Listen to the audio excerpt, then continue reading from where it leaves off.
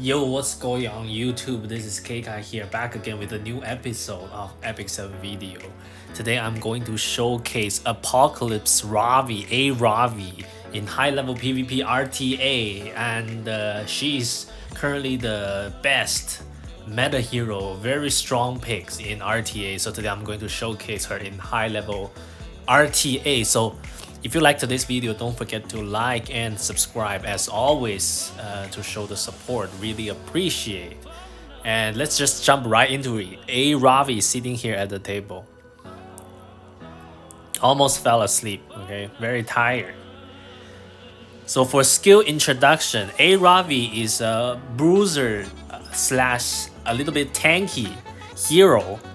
Actually, it's very tanky, so her S1 is like chunk, right? Nothing crazy. You can do injury up to 10% maximum health. Very good against tanks, and you can heal a bit of your own health as well. And S2, very strong skills, right? Free crit for 30%. And starts first battle with a 50 fighting spirit, right? At the moment of the caster is attack, consume 10 fighting spirit to increase combat readiness by 15% and recover health. So basically, every time you touch her, she can heal and get pushed up by 15%. Very strong skill S2.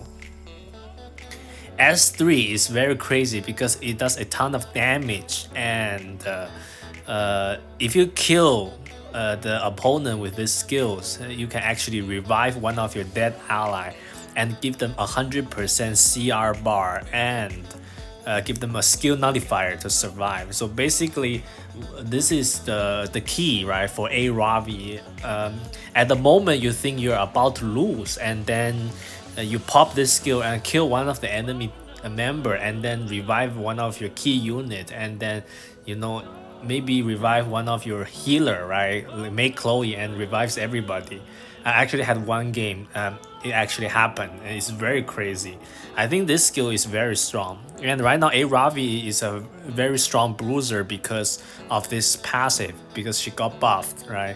She's hard to take down, she can do damage, and she can gain turns, right? She's not like super slow. And imprint, I think you can go with some ER setup, but I'm not a fan of it. I like the tanky and bulky Ravi setup. And I have my Ravi on a speed set because I am a Wyvern gamer. I don't have a lot of good counter gear. Ideally, you want counter set on Ravi, counter penetration, right? If you are, Banshee and Kalis hunt farmer. But for me, I am only like a Wyvern gamer, so I have Aravi on a 30-100 defense, right? 25k HP and 200 speed, right? With crit chance critical hit damage. I think you want as much HP as possible because all of her skills scales with HP, and she can do great damage while being very tanky as well. And for artifact, I like Crimson Sea the most because this covers one of Aravi's biggest weaknesses is control, right? You can cleanse debuffs. And this is actually really clutch because, sometimes I feel like without this artifact, Aravi just get provoked down by FCCS1 or Crow, or Sea Armor. But yeah, I think Crimson Sea is a must. Or you can go Timeless Anchor, right? For the cleansing. And overall, Ravi right now is one of the best RTA hero at the moment due to the current meta being very tanky, very bruisery, right? People are playing a lot of like counter set unit with some lifesteal ability. And also, one of the biggest reasons is that people are not able to pick Tenebria easily because of the presence of Balion, which makes Ravi super strong. And one of Ravi's biggest counter is Little Queen Charlotte, but if you have a fast team around her, right, you can actually go for like a Ravi cleave setup, right? You can dumpster the LQC with ease. Okay, let's just jump right into the RTA montage to show you some gameplay. Let's go. Okay, for the first fight, we are testing out Aravi in a mock battle, and for the next two fights, we're gonna take her into high-level RTA PvP. So for this one, I think the opponent has a lot of damage, right? The green violet, they can solo my team, and also, has the politis to counter the Ethereal push. So let's see how it goes. So here we get turn 1 with the Ran buff, right, and slash. Maybe we can kill the politis. Okay, we get a counter right in the face. And half health the Ran. And we get a slash, right? Get the slash. So we don't kill actually here. It's kind of not good because politis gonna go, right? Oh, Isir barely cuts the politis. That's really nice. So we try to maybe work on the C armament. Okay, miss the bomb. So we have to detonate here. Try to stun up the violet and the politis, and potentially kill the RB here. So as you can see, this setup is like Aravi in a pseudo cleave setup because we have the Ethereal cleave. Right now we can finish off, right, the politis and try to kill the violet here. And I think this one is in the pack. So by first picking Aravi, you're not necessarily saying, okay, I'm going to play bruiser or play tanks. You can actually go into a cleave setup like this one. And surprise the opponent. That's why Aravi first pick is so strong. And if you think you cannot cleave the opponent, you can still go with a safer draft, right? With some tanks and healers as well. But yeah, at this point, it's like I think we already got this because there's no way Arbiter Vilju and C Armor solo the Aravi. Just too tanky. Very nice.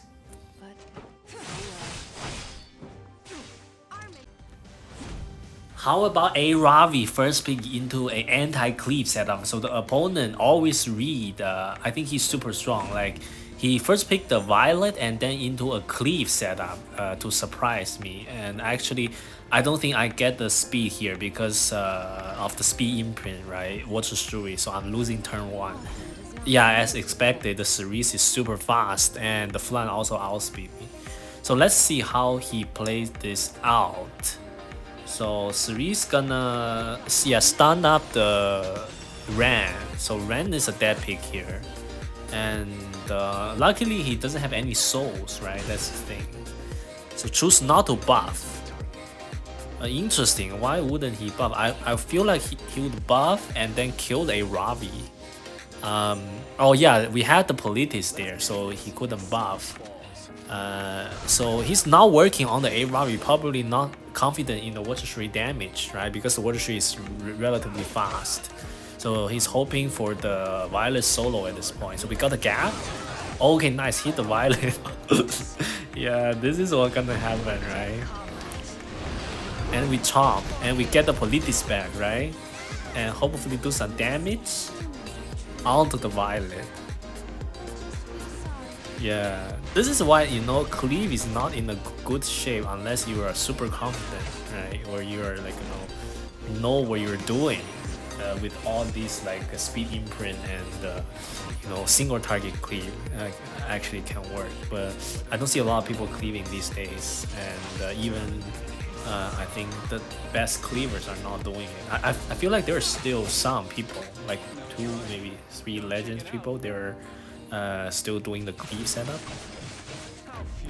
But yeah, right now it's more about Violet and Aravi. Yeah, so at this point I think we win. Even if it's miss. Okay. Nice!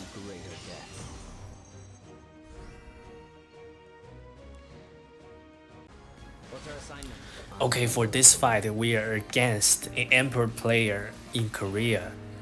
First picking FCC. So we first pick the Aravi and Cerise Ethereal combo and try to use ML Haste to counter Arbiter Vildry and the LQC to counter the FCC pick. But as you can see here, we don't have a lot of AoE, right? So the Landy gonna be a problem. But here I have to ban the DN because she just provides too much healing. Okay, let's see how it goes. So we're losing turn 1 because Ace is very fast. Okay, Isira almost dead. Maybe we can land a bomb, right? Try to kill the RB here. Okay, MLDB missed the bomb. That's super bad for us because Isira is not doing anything today. And missed another bomb. Okay, this is looking grim at the moment because Isira is basically dead, right? And we Aravi hit into the skill nullifier, got a counter. Okay, 3v4 situation. And Landy gonna do big damage. Landy gonna do big damage. So okay, now we dunk into the RB, try to get some shield rolling. Right, ML Haze can still heal up the LQC, but we don't need a heal though. Right? In this case, we try to kill the acid as soon as possible because, you know, acid is rotating too fast, right? Doing too much damage. Another gap, right? Working on ML Haze, Idol's chair, push up the LQC. And right now we chomp into the RB, right? Try to do some damage. We can leave the acid open for our revive coming in. So now let's see. We're gonna revive our Isira. Let's go. Okay, Isira is back. And this is clutch because we break the skill nullifier and put attack break on everybody, right? We can attack. So Landy nuke not gonna hurt here, and also the RB S3 big nuke gonna be nullified. See how good Aravi is? It's basically one S3 turns the tide, turns the momentum of the game, right? Right now we try to work on the RB. The game is not over yet because like Landy is going into stealth, right? We have no reach, and Isira is dead again, for sure. And FCC just providing so much shield for the RB. Right? Watch this, right? Without the weakened attack, without the revive, we would be dead here. That's why Aravi is so overpowered. Barely kills the LQC. So we finish off the RB, so it's a 3v2 situation, but with Landy hiding. Right? LQC is dead, right? Okay, 2v2 situation, very key, very clutch.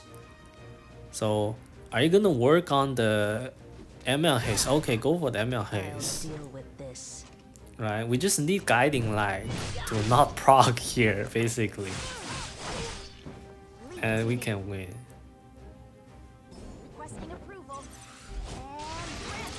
Okay. ML Haze almost dead. My ML is super tanky. Okay, nice. No guiding light, so we get a big nuke off while healing some damage.